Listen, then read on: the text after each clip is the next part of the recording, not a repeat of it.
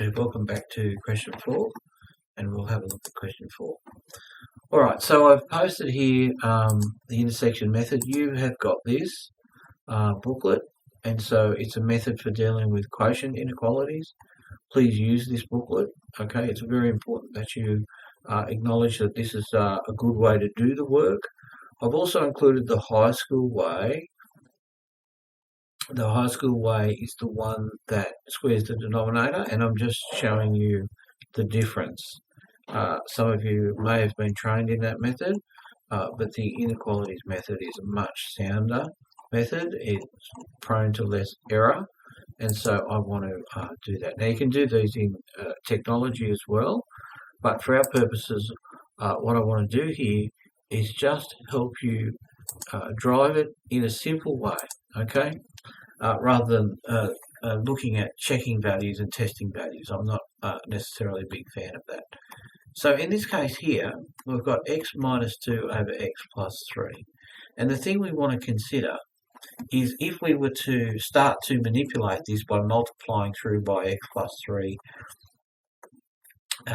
so that we cancelled and we did it over the other side because it's clearly obvious that x plus 3, we would still have to take into account that sometimes the brackets were positive or sometimes they were negative.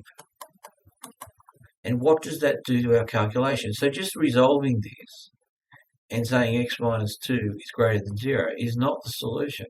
We need to test for both. Okay? We need to test for both. And the simplest way is to lay that out. Now, x minus 2 will be greater than 0 when the denominator is positive, but when it's negative, it'll be less than, because of the change of sign. We would have been multiplying by a negative. So that we have to take into account both of those. So what we do is we've got this as a normalized example to 0, so we're going to test for the denominator on both sides. So we'll have the numerator unchanged. Okay, that's good. We're going to intersect that with a positive denominator. Good. Here it's changed because the numerator, the denominator was negative, and we'll intersect that with our negative denominator. There we go, that's negative. So less than 0 is negative, greater than 0 is positive. So that's how we've made the decision. Okay? So then we just go through and we process it. So x is greater than 2, intersected with minus 3. X is greater than negative 3. So we can draw our number line here. So x is greater than 2, so we've got 2 and minus 3. So x is greater than 2, off you go, and x is greater than minus 3, off you go. Now this boundary point here, greater than 2, is the answer. So x is greater than 2. Okay? X is greater than 2 is one of our answers. We need to check the other one. See, that was the one that we got up here. Okay, so let's just go in here, process this now, adding 2 to both sides. X is less than 2. Intersect that with, subtract 3. X is less than negative 3. Oh, very good. So here we're going to go along and draw our 2 and our negative 3. X is less than 2. Off you go. And x is less than negative 3. Okay. So off we go. Now here's the point of intersection. So this one's saying x is less than negative 3. So there we put a big comma in there, and that's the solution to our inequation. Very straightforward. Okay, a very straightforward method. You can go and do your testing of values and everything that you want to, but that's not the way I want you to consider it. Now, what about technology? Let's have a look at this with technology, because we understand technology to be very helpful. But you've got to use brackets, so we use our brackets. X minus 2 divided by x plus 3 is greater than 0. And so we just put that in. Let's have a look at it. And what we find, it's not plotting quite the way I wanted to. It's giving us the same answers, x greater than 2 and x minus 2. But what I wanted to do was to have a bit more of a look at that. So I'll do a plot of this inequality, please. Comma space x. We'll have a look at minus 5 and plus 3. Let's see what that looks like. Okay, so it's showing us that there is other values, okay, where this inequality holds. Okay, so that's the less than 3. And if we really want to see it, we can put like a 15 in and have a look at the whole graph. Okay, and you can see it's the other part. We only got that window there before, didn't we? But now it's showing it clearly. Okay, it's showing it clearly. And if we add another little bit to that, we'll get the big picture. And the big picture shows us that we've clearly got greater than 2 and clearly got less than negative 3. So that's a good plot of our particular regions. And we did it just by doing our skills. So how good are we? We're at least as good as Mathematica, okay? All right, so there's only one thing that we need to be aware of, and I made a mistake in the tutor when I did this question today, which is the day of the tute, so I need to just correct that. And so I'm doing the correction now. Okay, so this is the corrected version for those that are there. Now, when we do these, all we've got to do is make sure that we normalise it to 0. And that's the thing I forgot to do, which was very naughty of me. So we've got to subtract 2 to both sides. And so we get this fraction, minus 2, and this is now 0, isn't it? So we've done the step. That's the step I didn't do in the tute, so I apologise. But I've got that now. So now we've got denominators that are unequal. This is 1. So we've got to make the same family. So we're clearly going to put in a very special form of 1. There it is. And that now means that that's our 1 in disguise. There it is. 1 in disguise. Okay. And it also means that we've got to do an expansion. So we're going to have to be very careful to include the 2. Okay? So we'll get x over x plus 3. We'll get minus 2x minus 6 over x plus 3. So now that's perfect.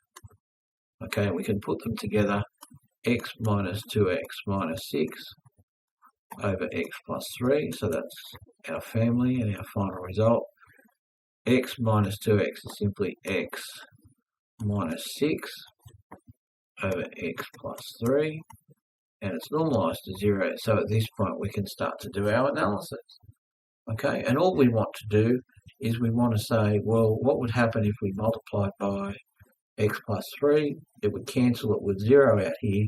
On one occasion, it would be a positive denominator.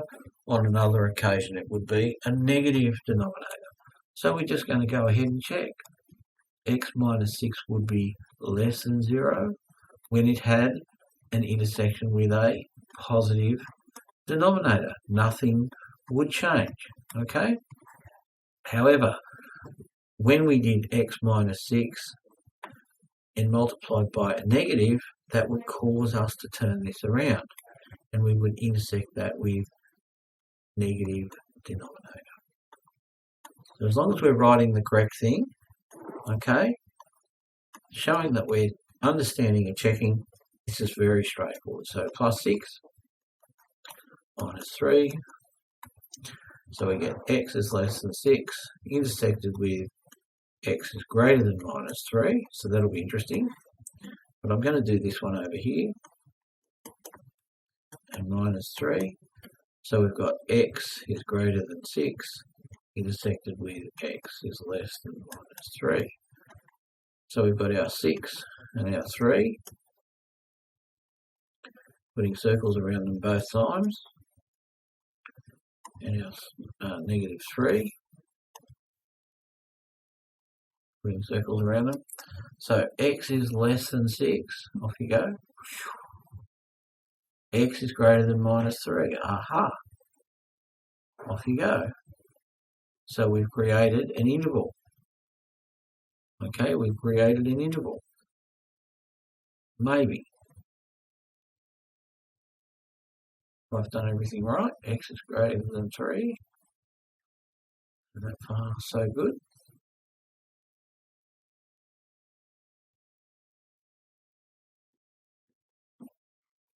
And then over here, I'm just checking, x minus 6 is reversed because we had a negative, which was less than 0.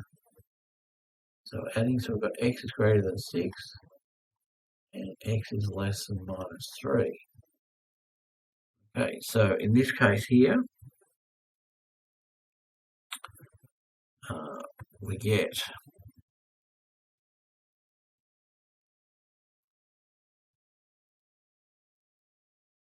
so I've got to check these values out, haven't I?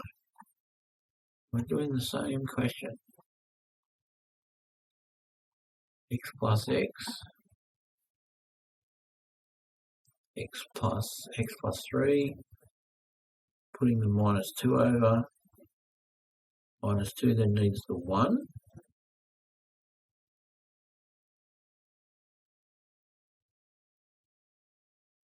Minus 6, so we can put them together.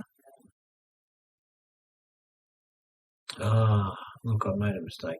X minus 2x is minus x. You pick that up, so just got to be a little bit careful. So just do the same thing, x minus, that's all that is, that's a change. So it's going to turn those around, so I apologise for that. But anyway, it gets to being human, so that's always a laugh. Okay, so we'll do it that way, and there you go, we'll fix it up. So the other ones were okay, but that one there doesn't take much, does it? So just, this is the less prone problem. Alright, so if we add x, for convenience, we'll have minus 6 is less than x. We didn't have to change it around. Then I'm going to swap it around because I want that. Okay, we're going to intersect that with x is greater than negative 3. Okay, so that's fine. Same kind of thing here. I'm going to add the x because I don't want to change anything. So minus 6 is greater than x, but I want to swap them around. So I've got to do that and intersect that with x is less than minus 3. So we can now go to our minus 6 and minus 3. So x is greater than minus 6. X is greater than minus 6. And x is greater than minus 3. So the intersection point is here. So x is greater than minus 3. Over here, x is less than minus 6. And x is less than minus 3. Okay, so this means x is the intersection point. X is less than minus 6. So there are our two solutions. X is greater than minus 3.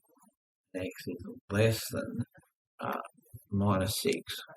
Okay, so there are our solutions. There are our solutions for our system. Okay, sorry about that. I did make a mistake, but it's important that we corrected it. All right, for part C, similar kind of thing.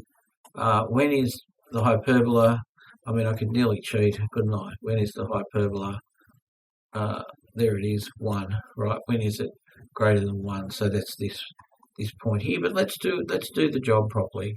So if we do 1 over x is greater than 1, we'll subtract 1 from both sides.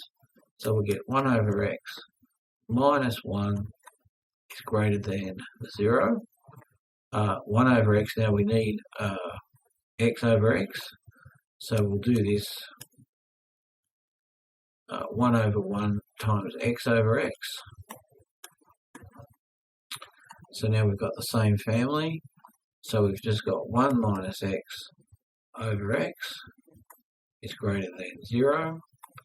Okay, now we can do our determinations according to the denominator being positive or negative. So if we do the denominator, the numerator is positive, intersect that with a positive denominator. That's just written like that. In the event that the denominator is 0 or negative, x would be negative. That's saying that negative. This is going to reverse this sign. All right, so we can plus x to both sides. So 1 is greater than x. I'm not happy with that. So x is less than 1. Intersect with x is greater than 0. Adding x to both sides. 1 is less than x. Not happy with that. So I want x is greater than 1. Intersect with x is less than 0. So let's have a look at that on the number line. We've got 1 and 0. Keep doing that, don't I? 0 and 1. So here we've got x is less than 1. Off you go. And x is greater than 0. Off you go. X is greater than 1. X is less than 0. Off you go. So this is the null set. Okay, the null set is the solution for this one. And this one here is the interval between 0 and 1. So 0, x, and 1 is the solution for this particular set. Now, if we go and have a look at that, that was my guess here. Okay, that was the solution. So let's go and have a look. And it's greater than 1 in this gap here. See that? That's 1. So all of this gap here. So it's not 0. So it's all of that space there. So when we do this, 1 on x is greater than 1 on technology. It should agree with what we've computed. So if we do that, let's just do the inequality. 1 on x is greater than 1. What's our intuition telling us? Yeah, there it is. It's greater than 1. But if we do a plot of that, and we look for just a bit more space between, say, -5 and +5, we should get a picture that clearly shows us. Okay, there are our values between 0 and 1. That's when this function 1 over x is greater than 1. It's a beautiful picture, isn't it? So there it is there. Okay. All right. So we've been able to be as good, at least as good as our Mathematica. So in Wolfram Alpha. So that's been able to be done. All right. So that's got us to the end of the tutorial. So very important that we just are prepared to do a bit of. We're getting better, aren't we? Getting better at doing all of these things, and then recognizing that that's the way to do it. Now you can do it the other way if you want to go and have a look at for, squaring the denominator. My recommendation is that you just follow what I've done there. All right, I'll post all these, and then you're ready to go. Thanks.